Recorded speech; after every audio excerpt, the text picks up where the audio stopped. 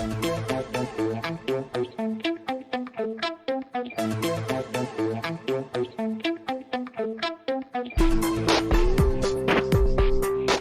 to the Black Mirror Podcast. Join host Ho-Ho as he discusses the riveting Netflix original series, Black Mirror.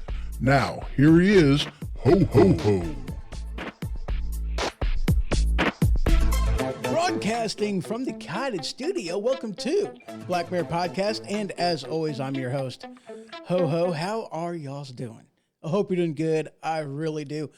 We are revisiting the special at the end of season 2 entitled White Christmas. And this one is another one of them episodes that are actually pretty awesome. Now, I didn't realize it. I didn't put 2 and 2 together, but this one again is kind of reminiscent of a couple different episodes. And whenever I watched those other episodes previously, I didn't catch it, but I caught it rewatching this one. It's kind of reminiscent of, San Junipero, which is actually, it seems to be a pretty common thread going on. San Junipero kind of makes its way through, which, maybe this is a type of fear, I guess you can say, for a lot of people, never mind. We won't go there right now. But it's also kind of reminiscent of Black Museum, which was an amazing episode. I can't wait to rewatch that one again. And, it's got some common themes and commonalities in there. Now, granted, the story itself, however, is quite unique, okay?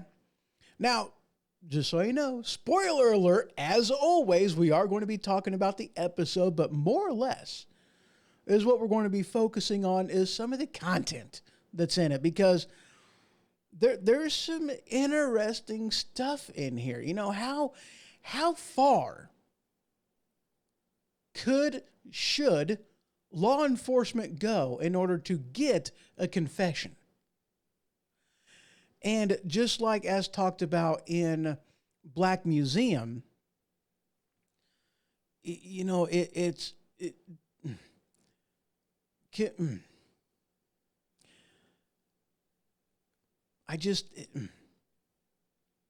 cruel and unusual punishment? Does it classify the same? Now here's kind of the thing, okay? Let's go ahead and get into this episode just to, a little bit, okay?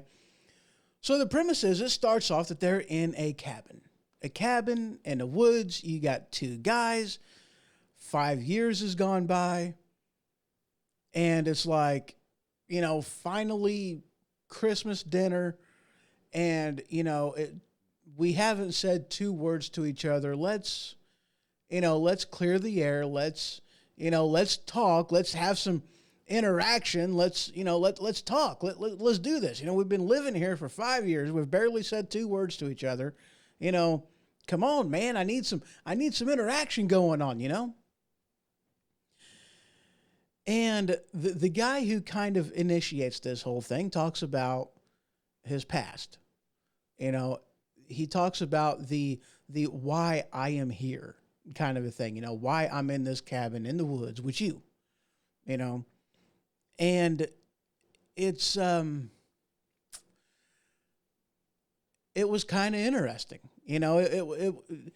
he described something that had happened, him and a group of guys, they had this, this online group. Yeah, okay, that sounded stupid. But they had this online group, and what they did is they would help people, kind of seal the deal in a date, okay? And the guy who they were helping, this group of guys that was helping, it ended up going south real bad. It ended up going south. Now, immediately, it's like I kind of pay attention to things, and there was some definite warning flags going off. And, you look at it, 2020 hindsight as an outsider looking in, and you're like, dude, how could you not pick up on what was going on? Any of them, because that was the thing. There was like, you had the main guy that was talking, you had the guy that was on a date. you had the main guy that was kind of talking to him, giving him pointers, helping him out, this, that, and the other. And then you had other people, like maybe 3 or 4 of them, maybe 5. I don't remember. I've lost track. And, they're seeing everything happen because, like, basically he's got these little inserts or whatever, and an implant in his brain, maybe something in his eyes, very reminiscent on, I believe it's the entire history of you. Yes, from season 1. And, records everything, and they are seeing everything happen through the eyes of the person that's on the date, the person that they are helping. And you would think that them, as an outsider looking in, would, be able to kind of think a little bit clearly into it, but that obviously doesn't happen. The date ends up going bad, real bad, okay? Murder, suicide, it goes bad. And that's why he's there. That's why, the guy that started the whole thing talking, and what was his name? I think his name was, Matt. Okay. Yep. And should we get into that? Yeah, we should. And one of the things that Matt talks about is what his job was, because this was the thing, okay, with this. Now, when this whole thing went down to the murder, the murder suicide, okay, because what happened that this, that he goes home with the gal and she's talking crazy, okay? She is talking crazy. Again, outsider looking in, and it's like, dude, how did they not pick up on this? But at any rate, moving on. He talks about what his job was. Now, here's the thing. He was, Matt, the guy who started this conversation that was in there and the murder-suicide, like, once that happened, and he and the other people that was watching in on this, seeing what was going down, it was like immediately, scrub everything, delete stuff, get rid of the documents, get rid of this, that, and the other. We are completely playing stupid on this. That's what we're doing, okay? And you kind of think like either like it was an escape, them going, he going up to there because he had a lot to lose. He didn't want to go to jail. He didn't want to go to prison, didn't want to do that, He had a lot to lose, okay? And then you find out a little bit later that, what his job is, because him being, Hitch, the matchmaker, help people seal the deal, that was a side gig, a side thing that he did as part of a club that he was in. That's more or less what it amounts to. What his job was, it was to train cookies. Now, in the show is what a cookie was an implant, an implant, like a computer, whatever, that gets implanted into your head, into your brain. And it doesn't say how long this implant is in your brain. Okay. But as what it does is it makes a digital copy of you, a digital clone, if you will. Now, in the episode, it more or less says that, it's not, it doesn't call it a digital clone. It says that this cookie basically learns you and learns who you are. Now looking at the description considers it a digital clone. But in the episode, as Matt describes it, whenever he's talking to the other guy that is in the cabin with him, his name is Joe, he doesn't call it a digital clone. He calls it, it's a little microchip that goes in your head, and it learns who you are. So here's the thing. They're trying to get to know each other, all right? And one of the things that Matt says in regarding to him training clones is that person, that digital copy is in this little egg, like the Alexa or Siri or what have you, that digital clone, that becomes that, your digital assistant, desktop, whatever, and is what their job is to get to know you so that this way they can control your smart house, your smart home for you. What temperature do you like it when you go to bed? What temperature do you like it when you wake up? How do you like how bright or dark your room is? Do you like the shades to open? What type of music do you want to wake up to? What type of an alarm is going to help you out? Do you prefer to wake up to? How do you like your toast? How do you like your coffee? There's all kinds of things in there. The brightness of the lights, different things you may want to watch. What's your schedule? Help me get ready in the day. I mean, it is an entire digital assistant. And the person who gets this cookie, okay, she's basically none the wiser as to what this thing is. As far as she is concerned, this is just a program that helped her, that learned her, that figured her out on how she likes things. And then whenever it gotten taken out of her head and got put into this little egg thing, that now it has learned who she is and does everything as she wants it to before she even has an opportunity to ask, because this little program knows her that well. But more or less, it's not just a program. Like I said, it's a digital clone. But there's a problem. This digital clone thinks that they are the person. It's like, what the heck am I doing here? You're a clone. You're a digital clone. You're not you anymore. You're this electronic digital clone. That's all you are now. No, that's bogus. What the heck am I doing here? Where your job is to serve the real you. I ain't doing that. Oh, yes, you are. No, I'm not. Yes, you are. No, I'm not. Yeah, you are. How do you like isolation? Bam. Speeds up the time frame. A week goes by, a month goes by, 6 months go by. And then finally she's at a point to where she is begging for something to do, because when that time gets sped up, so many, days, hours, months, years, you can speed it up. You can speed up time to where like 6 months goes by in 1 minute. 6 months to the digital cookie, 1 minute to the person who was, controlling the knobs and the buttons.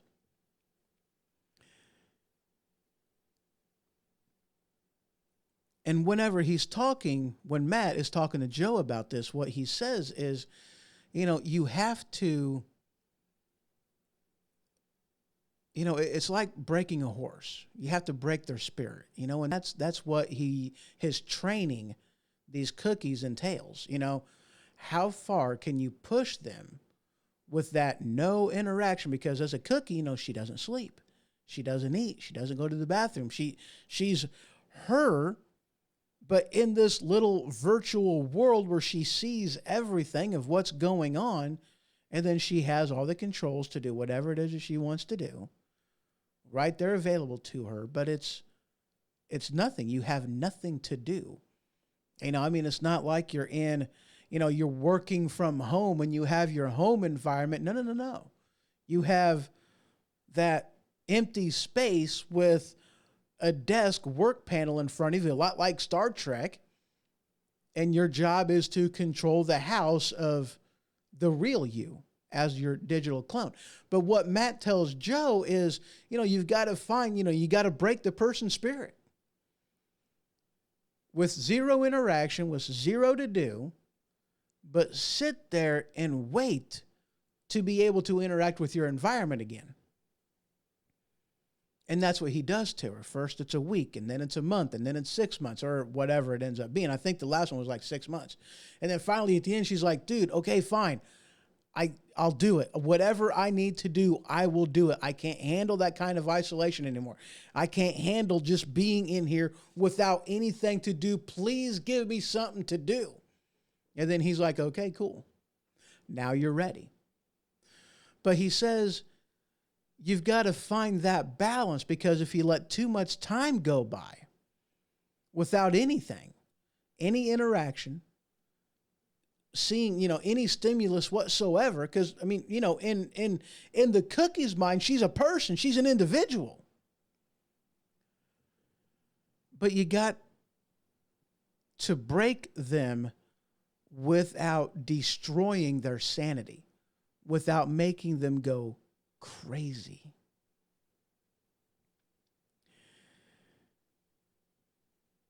And then the story takes a turn, because now it's Joe's turn to talk about what's going on, about his past, his history, what happened with him.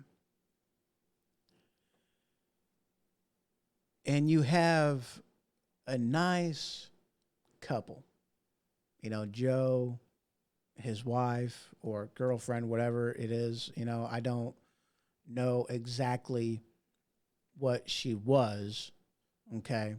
But they're together, they're living together. There you go.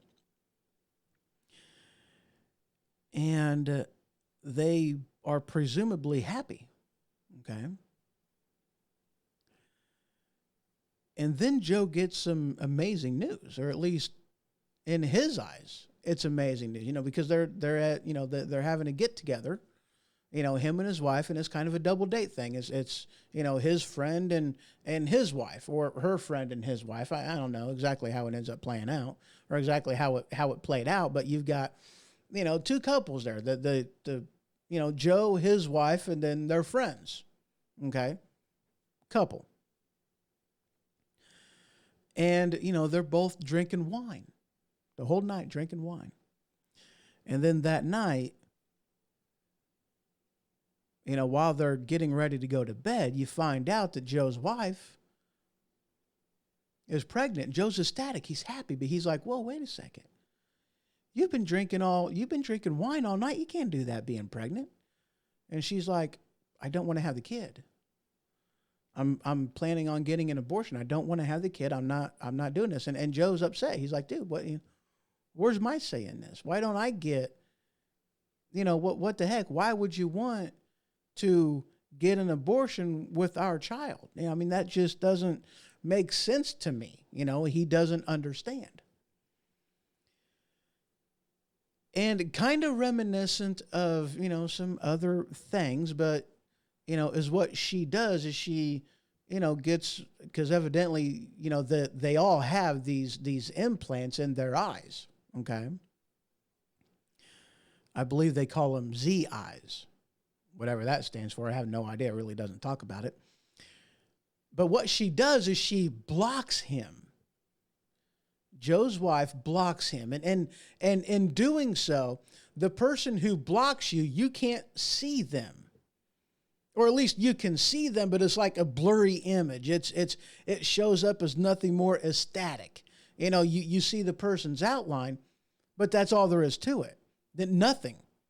And that's how it is if you see a picture of them. If you're seeing them in real life, you can't hear them. It's a jumbled up mess that is completely inaudible. You can't understand a lick of it. And that's what it is. And he goes off after that. He's like, dude, why can't we talk about this? And she was basically like, I'm not dealing with you right now. We can talk about this in the morning. Morning came. And she doesn't unblock him. She goes to work, what have you. She moves out. She writes him off completely. Time passes. He sees her again on the other side of the street. She's walking, and he can see that she's still pregnant. He can see, like, even though he couldn't see her, he's seen the static of where she would be, a perfect staticky outline of a pregnant individual. So he's like, oh, that's who it is. It's the only person that's blocked me. So this is who it is. There you go. Yay. And he's kind of surprised, it's like he's able to, she decided after going through this huge fight with him and blocking him, she decided to keep the baby. And then the baby's born,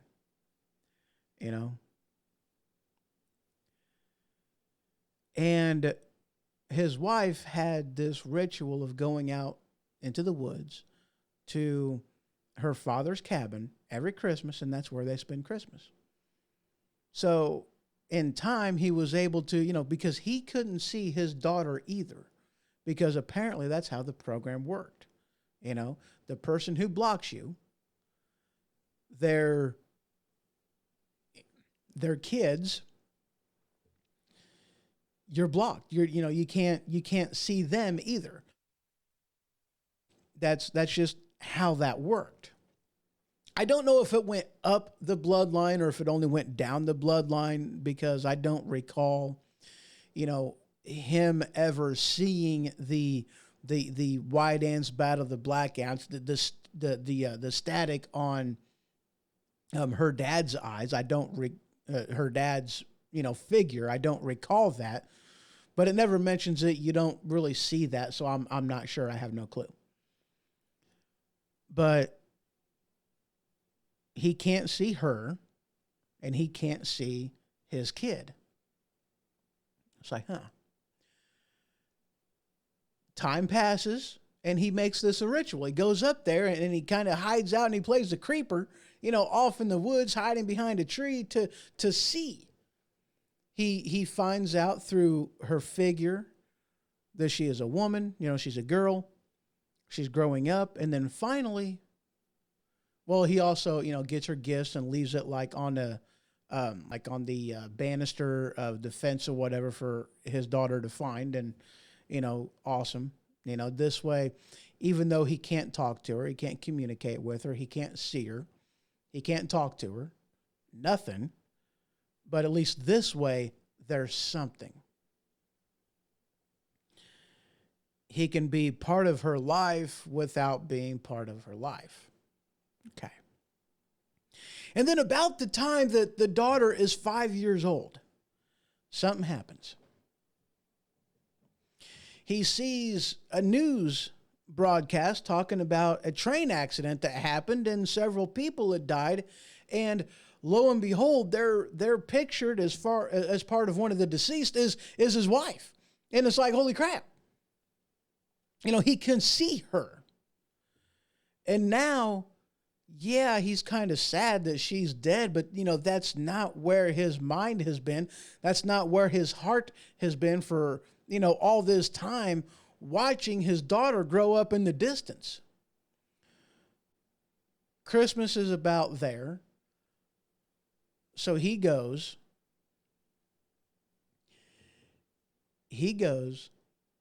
to his girlfriend's wife's, whatever, her dad's house, that house out in the woods. He goes to the cabin in the woods. And he sees a girl. Holy crap. He starts to approach, to talk to her, to see her, to hi. And it's not his daughter. He's a white guy. And you come to find out that the couple that was the best friends of them, it was actually his baby. He was Chinese, not, Joe's baby. He's floored. He's heartbroken. This whole entire time he thought that he had a daughter, and he wanted to, he wanted to see his daughter, come to find out that this entire time it was a lie. That it wasn't his daughter. He was betrayed. He was cheated on. It wasn't his. And now you kind of understand where the whole reluctancy came from to have the baby. Now you understand why she blocked him in the first place and kept him blocked, because she didn't want to let the secret out of what had actually happened because he was in the dark the entire time. He had no clue that it wasn't his baby. It wasn't his kid. And he's trying to talk to him, the baby mama, the baby mama's dad, which I guess you would say it was his father-in-law if they were married, so he tries to talk to his father-in-law about it. And she's like, hey, she's not here. She's dead. What the heck are you doing here? If this is about the letters, I burned them before she could even read them because he wrote to her a lot. And he's like, no, that's not what this is about. I'm here to see my child. I'm here to see my kid. Where's my kid? Well, this is the kid you're referring to, but it's not your kid. Yeah, I can see that. It's obvious it's not my kid. But I thought I had a kid. And I don't. He goes off. He loses his mind. And he takes this, this snow globe. And he hits his father-in-law in the head with it. Busting his head open. It ends up killing him. He's like, holy crap. I screwed up. I got to go. He took off. His daughter spends like 3 days where she just stays there. I don't know if she just locked herself in her room or she was just up there, whatever. Well, finally, she went to go get help. It's Christmas time. It's a cabin out in the woods. She was a kid, about 5 years old, maybe 6 years old. You don't really, she's young, you know that, but you don't really know how old she is. And she goes out to try to find help. She doesn't make it very far. She dies. And then after Joe confesses to Matt about what had happened, how it ended up going down, he's like, wow, 72 hours, or however long it was that he said. I don't remember exactly how long it was. Maybe it was 7 hours. I don't remember. But it was like, I got the confession. And then, he's pulling his head out of something that is kind of like a virtual reality thing where he's, plugged into this cookie. And you come to find out that this entire thing happened within the egg of a cookie. That Joe isn't actually Joe. Joe is a digital clone of the guy who actually did this. And what the cops basically did is Joe was in a prison cell. And Joe wasn't talking because what happened was, Joe went out on the run. He was gone, and he basically lived as a homeless individual. For some reason, the cops got a hold of him and he was in lockup, but he wouldn't talk. He wouldn't say anything. And they didn't know what had happened. They knew, the father-in-law was dead. The daughter was dead. Knew this, but didn't know what happened because Joe didn't say nothing. Didn't say anything. And so Matt used his skills, his people ability, and basically pulled a confession out of his cookie. Not out of Joe. Pulled a confession out of Joe's digital clone.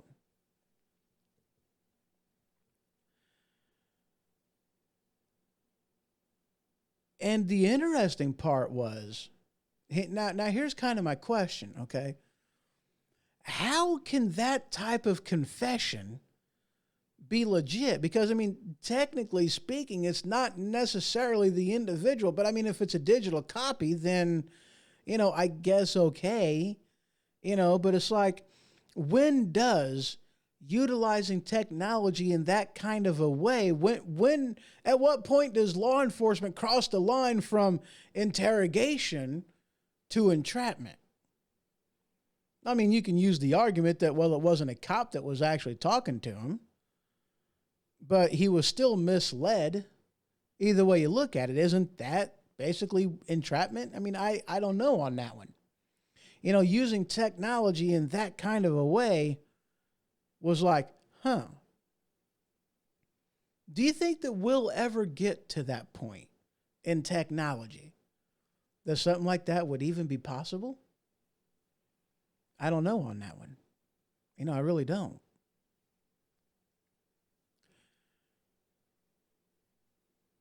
But guys, we're only a couple steps away from, even that type of technology being possible. Think about it. Our brains are nothing more than it's a computer. It's a hard drive. That's all it is. It's just a biological hard drive. Once you get the proper cable, so to speak, interface to, make a PC or an Apple or a whatever computer, a Linux, communicate with the bio brain, then it's like, there you go. I wonder how close we really are to something like that, because that, in a matter of speaking, that's kind of a scary thing. Y'all may have seen the movie Chappie, transferring, the consciousness from a person into a droid. We've seen these on different movies out there, and, even with this as a digital clone of somebody, it's like, I wonder how close we are to that type of technology, being able to digitally clone somebody. And then in the technology aspect of it, the law enforcement aspect of it, how far is too far? One of those things that I think it was Elon Musk was talking about whenever he was talking about AI, with the progression of computers and computing and everything else, that he's like, by the time we catch up to AI, as far as, the rules and regulations and safe way to interact, he says, by the time we end up doing it, it's going to be too late. It's one of the things that he said.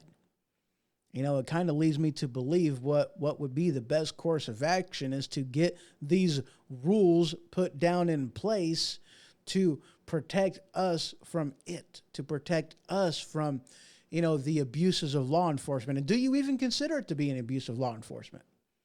Let me know down in the comments below. I would really like to know on that. Is this going too far? But before you answer that question, let's cover the very end of it. Okay, now mind you, Joe is a digital clone. The one that we meet in the episode and the entire time is the digital clone. It's the digital copy of Joe. It's not actual Joe. It's Cookie Joe. Does that make Joe a cookie monster? Anyway. So is what the cops end up doing is basically on their way out the door that night is, remember whenever I told you that what Matt says that his job was to train cookies, and that training consisted of breaking the spirit without breaking a person's sanity. You got to find that median to where you break their spirit, but you don't make so much time pass as to break the sanity of the cookie you're trying to train. That's what his job was. And apparently, he was good at it. You just kind of get that instinct that he knew what he was doing. Okay? So what the cops do before they leave for the day is they set that cookie, the time lapse of that cookie, for 1,000 years to pass within the cookie for every minute in the real world. Holy crap. Obviously, that is going to completely destroy the sanity of Joe and that cookie. The digital clone in that cookie. Wow. Like, you have got to be kidding me. It's like, yeah, it's a computer program. But think about it. The program doesn't know it's a program. It's that good of a copy. It's that good of a clone. That's one of the things that they talk about in Black Museum is, there comes a time when these things, because it is somebody else's consciousness, just not a program to respond like the person does. It is that person that eventually they get rights. And apparently this is early enough within that same time frame. Because mind you, that even though Black Mirror episodes are many movies, they still take place in the same universe, kind of like the MCU and the DCU, or the MCEU and the DCU, whatever.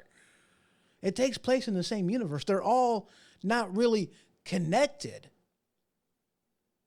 as in one has to do with the other, but they are all happening within the same reality, within the same metaverse. Eventually they get rights to where doing stuff like that is a huge no-no. A big no-no. But it gets better because something else happens at the end of this. Now, mind you, after Joe confesses to what happened, now, by this point, you've already heard Matt's story. You know what happened, what Matt did, what Matt and his friends did. You know that whole interaction, that something happened and somebody died. It was a murder-suicide. You know this. And Matt opens up to Joe and tells him about this.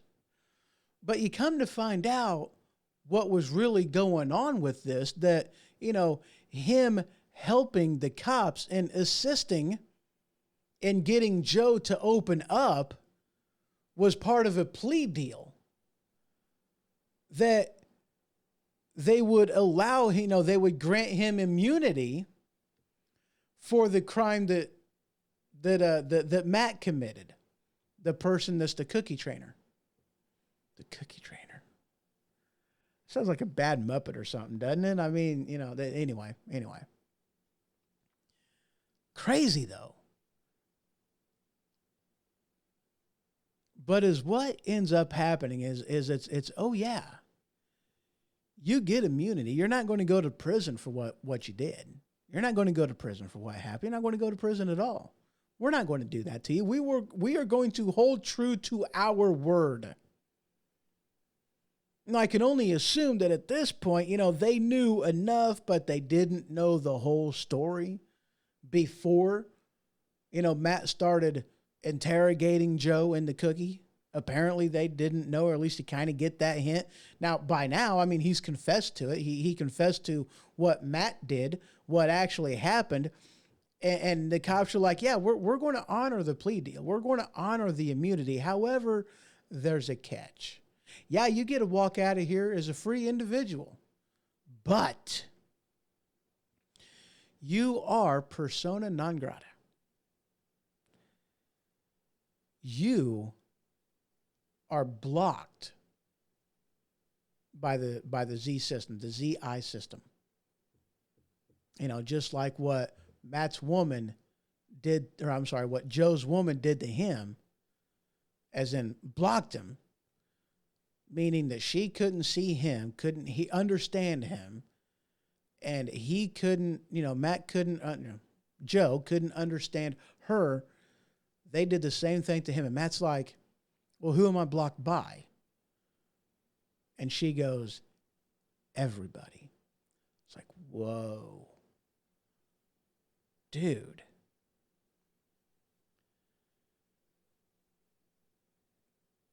How would you live your life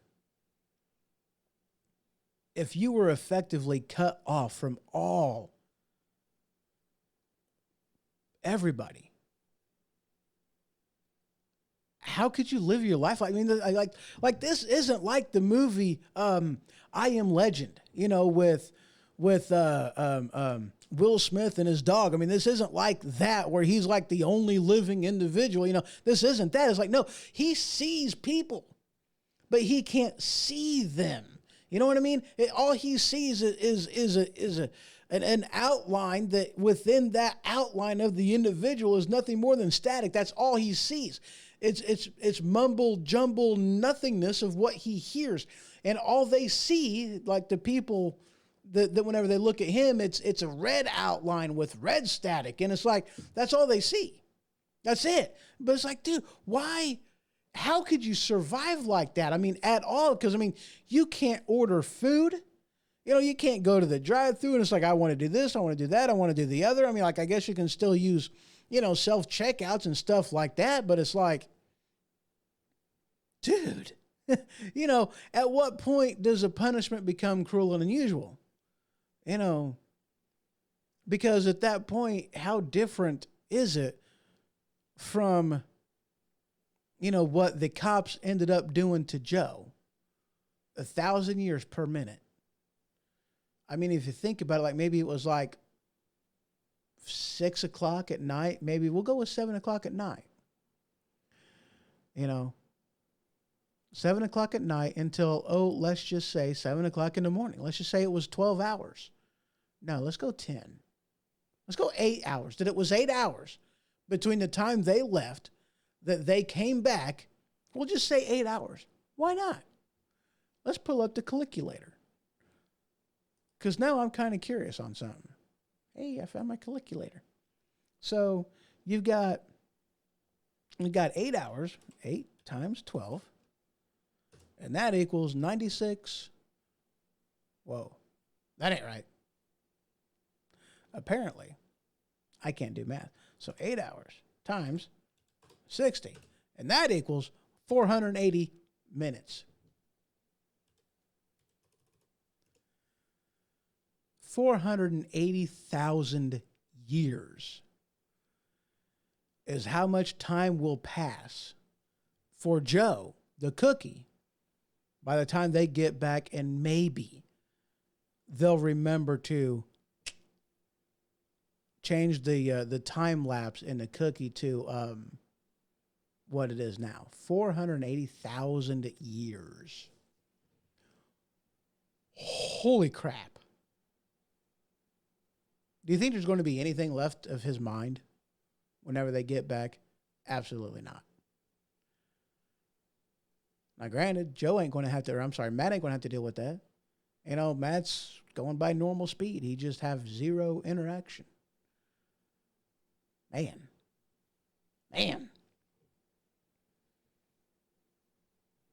Did the cops go too far in this?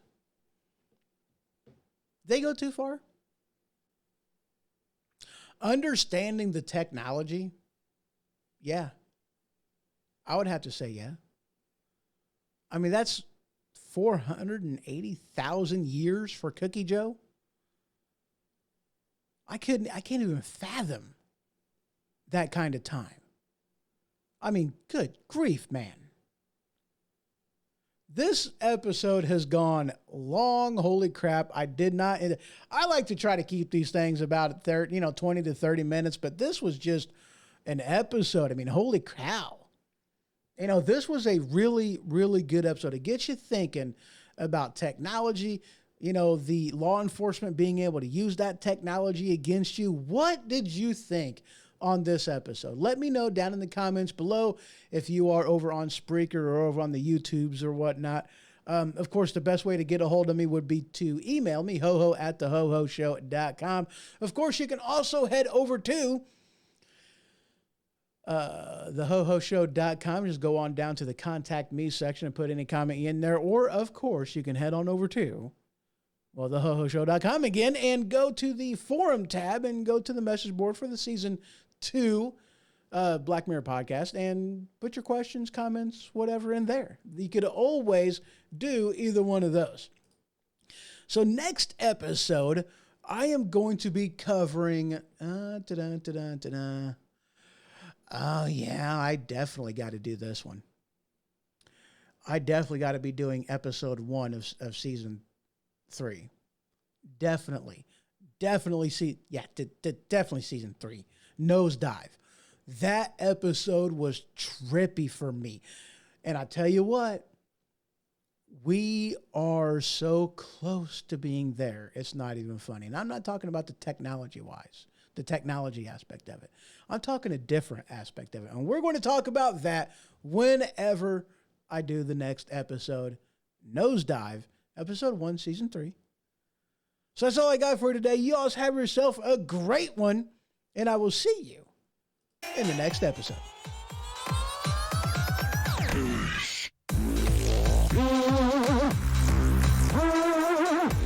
Thank you for listening to the Black Mirror Podcast.